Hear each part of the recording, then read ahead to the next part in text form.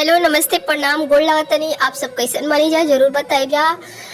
आज हम एक झूमर लेके उपस्थित बानी जो कि बड़ा ही अच्छा बा, बड़ा ही मजेदार बा। तो जरूर सुनी जा और अच्छा लगी तो लाइक करी जा, कमेंट करी जा, सब्सक्राइब करी जा और ज्यादा से ज्यादा शेयर करी जा ताकि हमरा अच्छा लगे और अच्छा फील होके। ननदो के चढ़ल बा जवानिया सब लालाचे, ननदो के चढ़ल बा जवानिया सब लालाचे, ए जावन का लालाचे, ए बुढ़वा लालाचे, ए जावन का लालाचे, ए जी बुढ़वा लालाचे, उनकर पतारी कमरिया देखी सब लालाचे, उनकर पतारी कमरिया देखी सब लालाचे, ननदो के चढ़ल बा जवनिया की सब लालाचे,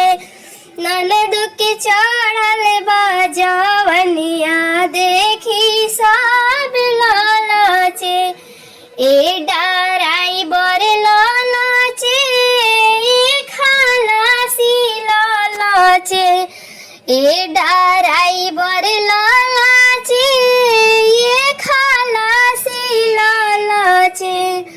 उनकर पतारी कमरिया देखी सब लालाचे, उनकर पतारी कमरिया देखी सब लालाचे, ननदो के चढ़ल बा जवनिया देखी सब लालाचे, ननदो के चढ़ल बा जवनिया देखी सब लालाचे, ए पुलिस लालाचे, ए दरोगा लालाचे, ए पुलिस लालाचे, ए दरोगा लालाचे, उनका टमाटर ऐसन गाल देख के सब लालाचे, उनकर गोरे गोरे गाल देख के सब लालाचे, ननदो के चढ़ल बा जवनिया देखी सब लालाचे, ननदो के चढ़ल बा जवनिया देखी सब लालाचे, ए डॉक्टर लालाचे,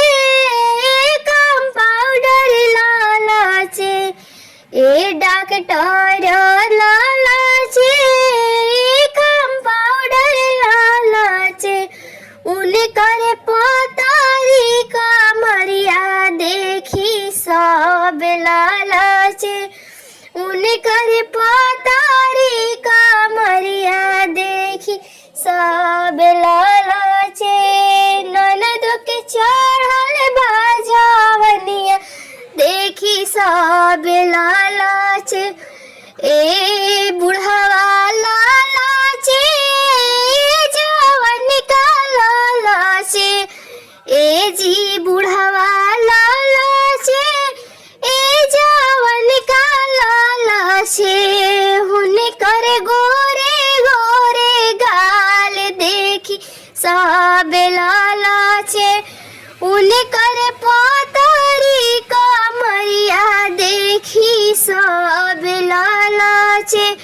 ननदो के चढ़ल बा जवनिया उनकर सब लालाचे, ननदो के चढ़ल बा जवनिया देखी सब लालाचे, छेना बिना से हक के खाइबे हो डर के करा से बा, छेना बिना से हक के खाइबे हो डर के करा से बा, सास घरवा होइए ना, नदिया घरवा होइए ना, सास घरवा होइए ना, नदिया घरवा होइए ना।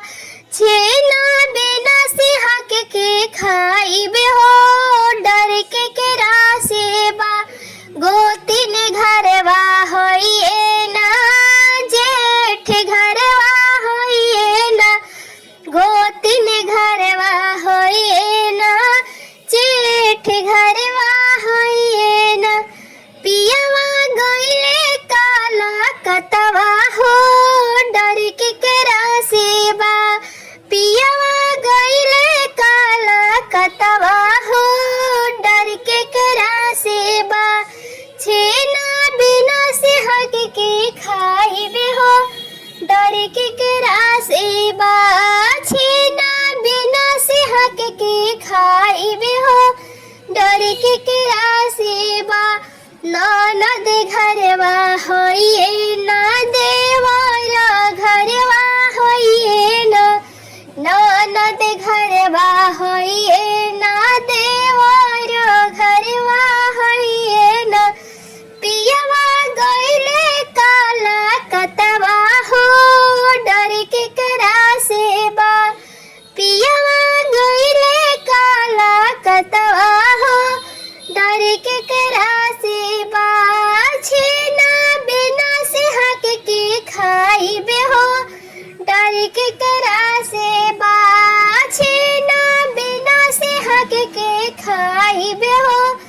डर केकरा से बा छेना बिना से हक के खाइबे हो